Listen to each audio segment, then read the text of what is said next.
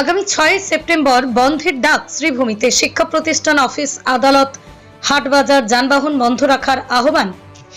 জেলার নাম পরিবর্তনের প্রতিবাদেই ধর্মঘটের ডাক দেওয়া হয়েছে। ডাকে সীমান্ত জেলায় করিমগঞ্জ জেলার নাম পরিবর্তন নিয়ে সাধারণ ধর্মঘটের ডাক জেলার নাম পরিবর্তন প্রতিরোধ নাগরিক কমিটি।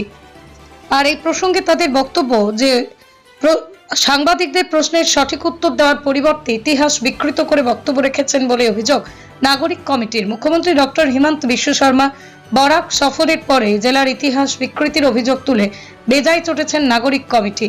অভিযোগ তুলে করিমগঞ্জ জেলার নাম পরিবর্তন প্রসঙ্গে মুখ্যমন্ত্রী সাংবাদিকদের প্রশ্নের সঠিক উত্তর দেওয়ার পরিবর্তে ইতিহাস বিকৃত করে বক্তব্য রেখেছেন বলে অভিযোগ। রবীন্দ্রনাথ ঠাকুর করিমগঞ্জ জেলার নাম শ্রীভূমি করেছেন, এই বক্তব্যের কোনো সত্যতা নেই বলে সাংবাদিক সম্মেলনে মুখ্যমন্ত্রীর বক্তব্যের তীব্র আলোচনা করেছেন। আগামী 6 সেপ্টেম্বর শনিবার জেলার নাম পরিবর্তনের প্রতিবাদে জেলাব্যাপী সাধারণ ধর্মঘট সফলের ডাক জেলার নাম পরিবর্তন প্রতিরোধ নাগরিক কমিটির